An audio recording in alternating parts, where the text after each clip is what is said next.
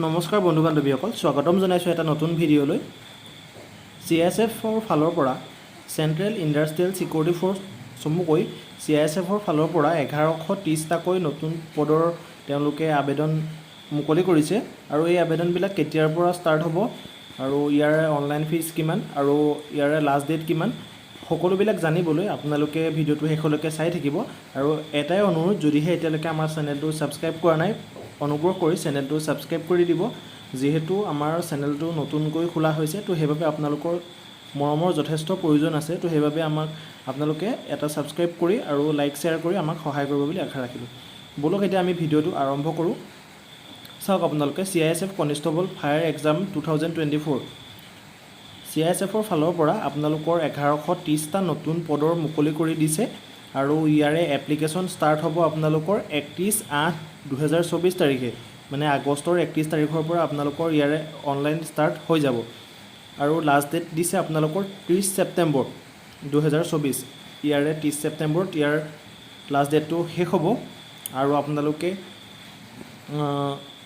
General EWS আৰু OBC কেণ্ডিডেটবিলাকে 100 টকা pay' কৰিব লাগিব, ড্ৰাফট কাটিব লাগিব। মানে ST ST ESM বিলাকৰ কাৰণে সম্পূৰ্ণ বিনামূলীয়া হ'ব আৰু আপোনালোকে অনলাইন যোগে এই পইচাটো পে' কৰিব লাগিব। আৰু এজ লিমিটটো চাওক আপোনালোকে, মিনিমাম এজ আপোনালোকৰ 18 বছৰ হ'ব লাগিব আৰু মেক্সিমাম আপোনালোকৰ 23 বছৰ হ'ব লাগিব। তাৰ পাছত আপোনালোকে ভেকেঞ্চিজবিলাকৰ ডিটেইলছটো আপোনালোকে চাই লওক। পোষ্ট নেমটো হৈছে কনষ্টেবল ফায়াৰ।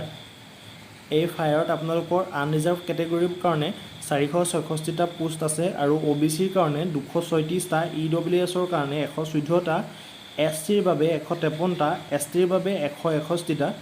আৰু ইয়াতে আপোনালোকে অনলি মেল কেণ্ডিডেটসকলে এপ্লাই কৰিব পাৰিব আৰু আপোনালোকে হায়াৰ ছেকেণ্ডেৰী পাছ কৰা হ'ব লাগিব। আৰু আপোনালোকে এই পোষ্টবিলাকত এপ্লাই কৰিবলৈ হ'লে হায়াৰ ছেকেণ্ডেৰী পাছ কৰা হ'ব লাগিব, লগতে আপোনালোকৰ ছায়েন্স ষ্ট্ৰীমটো থাকিব লাগিব। আপোনালোকে ষ্ট্ৰীমটো আপোনালোকৰ মানে ছায়েন্স হ'ব লাগিব।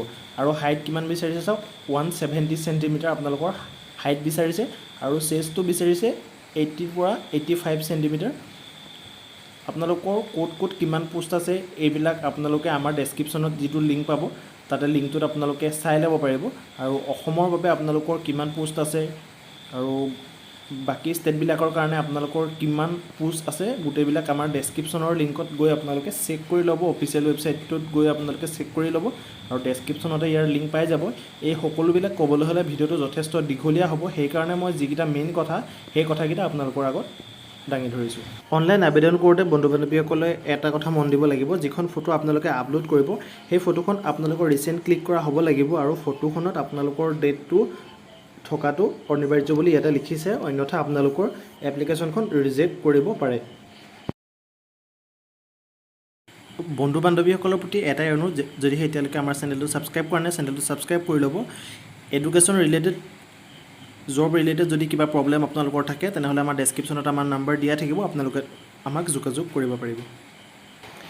এই পোষ্টবিলাকৰ বাবে অনলাইন কৰিবলৈ আপোনালোকৰ যিখিনি ডকুমেণ্টৰ প্ৰয়োজন হ'ব, আমাৰ যিটো এডভাৰটাইজমেণ্ট তেওঁলোকে প্ৰকাশ কৰিছে তাতে আপোনালোকে ডকুমেণ্টখিনি কি লাগিব গম পাব। আৰু গোটেই ডকুমেণ্টখিনি ক'বলৈ গ'লে ভিডিঅ'টো যথেষ্ট দীঘল হ'ব, সেইবাবে মই যিমান পাৰোঁ ছুটিকৈ ভিডিঅ'টো দিবলৈ চেষ্টা কৰিছোঁ।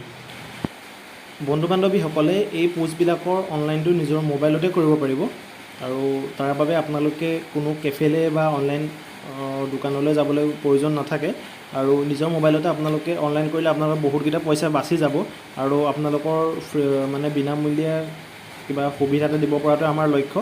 আৰু যদিহে আপোনালোকক অনলাইনৰ ভিডিঅ'টো লাগে, কেনেদৰে অনলাইন কৰিব লাগিব, আমাক কমেণ্টত জনাব। আমি আপোনালোকক ষ্টেপ বাই ষ্টেপ সকলোবিলাক বুজাই দিম কেনেকৈ অনলাইন কৰিব লাগে আৰু আপোনালোকে নিজৰ মোবাইলৰ পৰা অনলাইন কৰিব পাৰিব।